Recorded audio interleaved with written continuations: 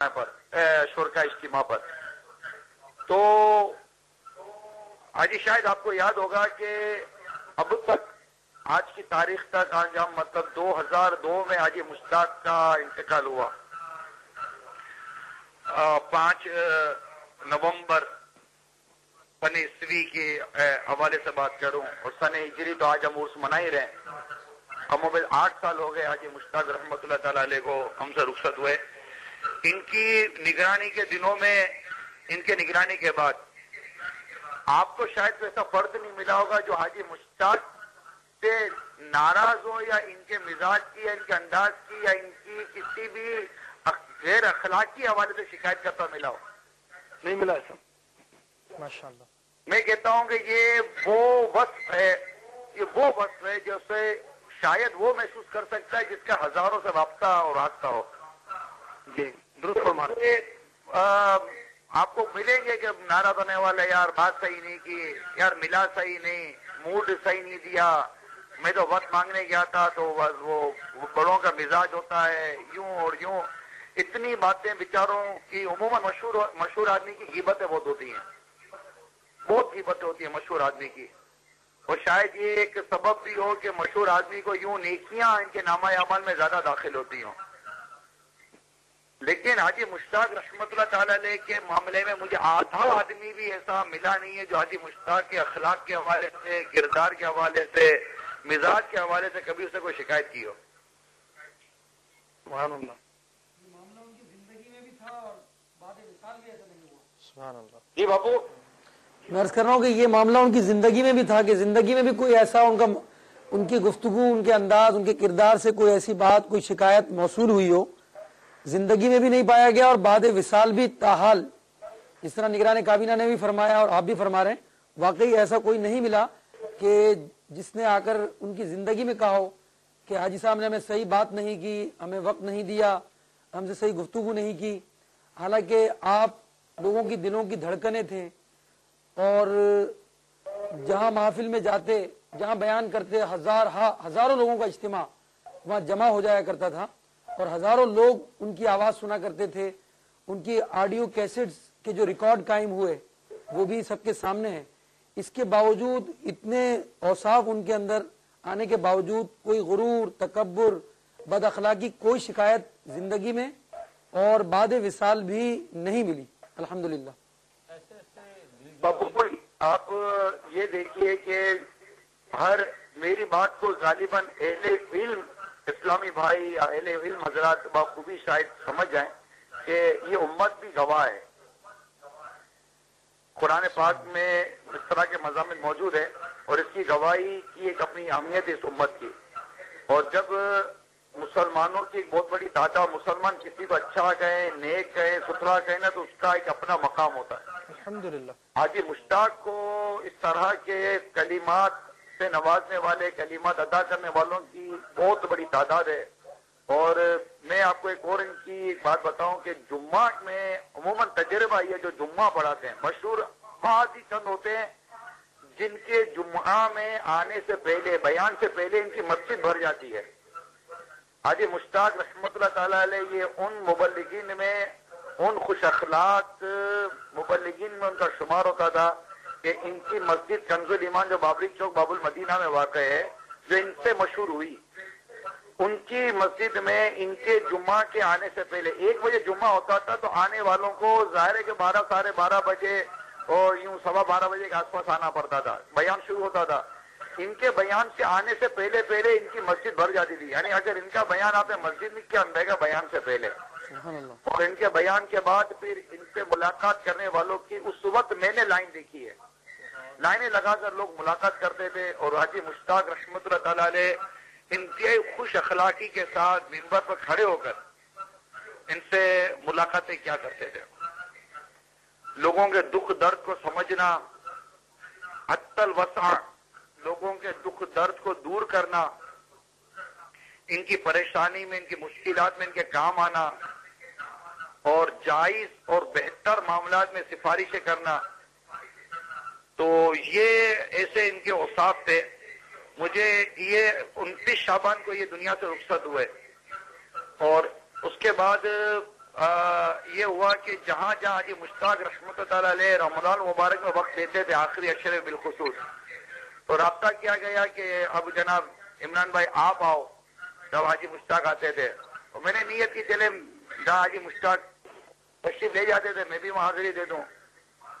میں اس جدول پر چلنے کی میں نے کوشش کی کہ حاجی مشتاق کا حصہ تھا جو جدول پر چلتے تھے، ایک مسجد سے فارغ ہوئے دوسری مسجد فارغ ہوئے تیسری مسجد، اور وہاں نعتیں پڑھنی ہوتی تھی، ملاقاتیں کرنی ہوتی تھی، بیانات کرنے ہوتے تھے، کیونکہ حاجی مشتاق صرف نعتخواں نہیں تھے، حاجی مشتاق دعوت اسلامی کے ایک عظیم اور ایک انتہائی اہم ترین مبلغ تھے۔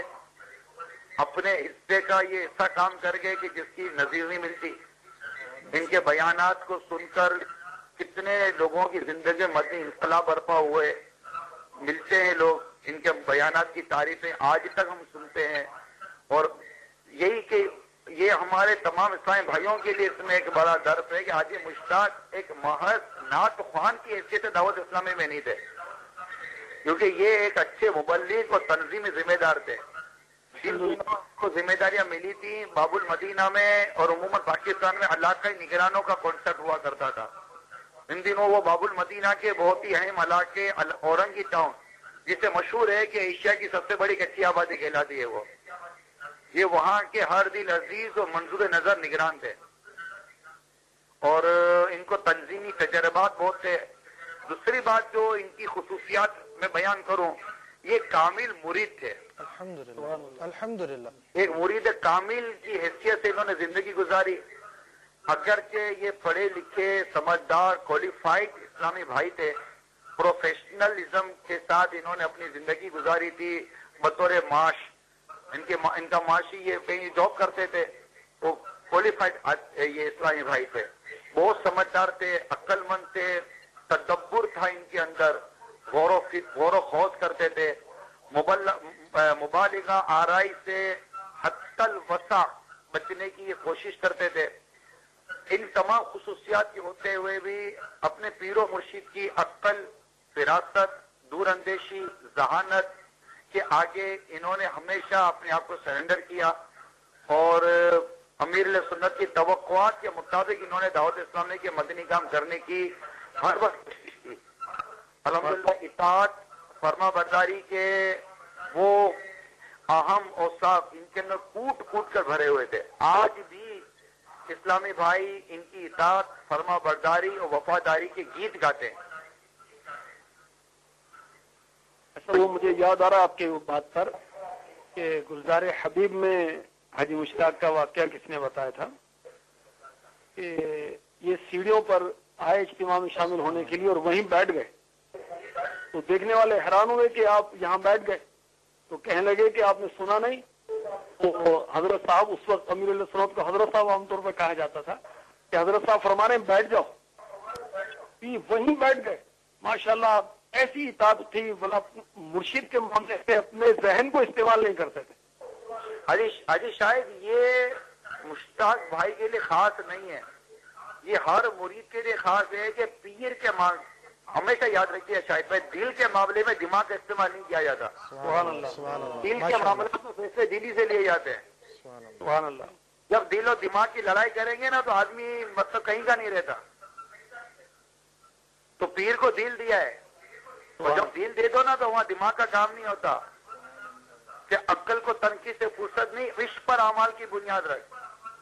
میرا مشتاق عطاری، میرا مشتاق عطاری، میرا مشتاق عطاری، میرا مشتاق عطاری، اطاعت مرشدی کی اور وہ بھی استقامت سے، تیری خوبی وفاداری، میرا مشتاق عطاری، تیری خوبی وفاداری، میرا مشتاق عطاری۔